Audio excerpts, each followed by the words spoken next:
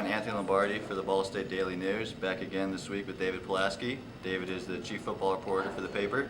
And with the Cardinals traveling on the road to take on Iowa this week, David, I had some questions for you. Sure. So first, what do you think Ball State is going to need to do to have success against Iowa?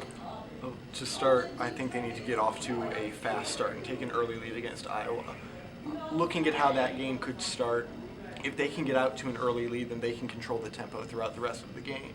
But if Iowa takes that early lead, man might be forced to try to force some passes, and anything could happen at that point. How do you see their running attack faring against Iowa's top 20 ranked rushing defense? Last week against Northern Iowa, Iowa absolutely shut down their opponent. I think Ball State will have more success than Northern Iowa did. At the same time, this is a much different opponent than Colgate.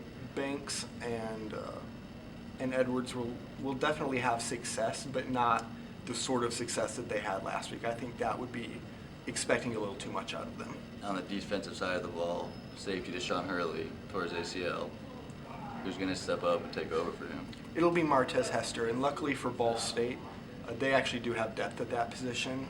Hester played quite a bit last year, and so there shouldn't be much, if any, of a drop-off in quality when going from Hurley to Hester. What do you think that the Ball State defense as a whole will need to do for the Cardinals to have a shot at pulling out a victory?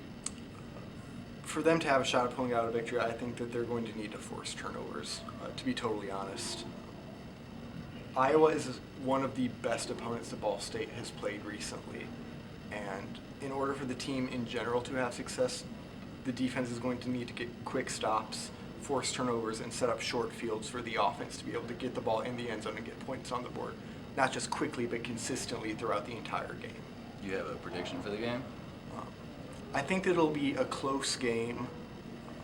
Iowa pulls it out in the end. They just have so much firepower this season coming out, especially from their offense. So we expect it to be a lot closer than a lot of people are predicting. I do. Cool. Well, you heard it from David. It could be a close, good game. Well, again, for CHIRPTV, I'm Anthony Lombardi. You can follow us at DN_sports, and you can follow David at David Polaski for everything Ball State football.